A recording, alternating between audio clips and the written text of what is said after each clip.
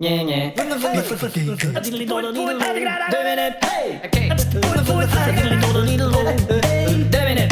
retour à vos nouvelles avec Softibo.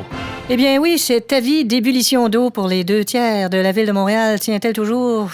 Ben, belle humeur est là. Eh bien oui, Softy. Vous êtes résident vous-même du secteur? Effectivement, je dois moi-même faire bouillir mon eau. C'est quand même une démarche. Surtout l'eau des toilettes, Softy. Oui, mais... La sortir du bol, la faire bouillir, la remettre dans le bol. Mais ça, c'est pas nécessaire. Hein? C'est l'eau qu'on boit.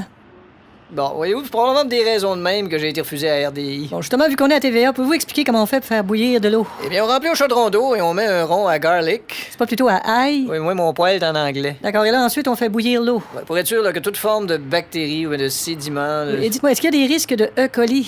E. coli? E. coli, oui. Toujours pensé qu'un E. coli était l'emballage virtuel dans lequel on recevait un email. D'accord, alors vous le savez pas. Non, mais je sais par contre que cette situation divise vraiment Montréal. Ah oui? Il y a les 2/3 qui sont obligés de faire bouillir leur eau. D'accord. Et il y en a un tiers qui sont pas obligés de faire bouillir.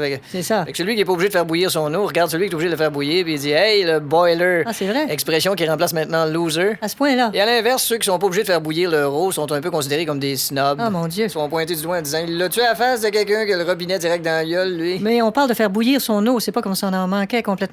Non, mais vous savez, Softy, Oui. vous avez de la visite, puis là, ils vous regardent faire bouillir votre eau. C'est Effectivement. un peu humiliant. Ça peut l'être. Remarquez que ça pourrait toujours passer pour une recette minceur. Mais une fois que l'eau est bouillie, que les bactéries sont bien mortes, on peut la boire. Oui, excellente image. Bon, et puis- Quoi de mieux qu'un bon verre de cadavre? Pour combien de temps encore doit-on faire bouillir l'eau? Bien, Softy, j'ai appelé à la ville de Montréal et ça m'a d'ailleurs permis d'apprendre en passant qu'il y avait un service de contrôle des natalités. Hein? Parce qu'on m'a dit qu'ils mesuraient les préservatifs. Ils ont pas plutôt dit que c'était une mesure préventive. Et là, c'est vrai, je peux dire adieu à RDI. En tout cas, on va surveiller ça, merci.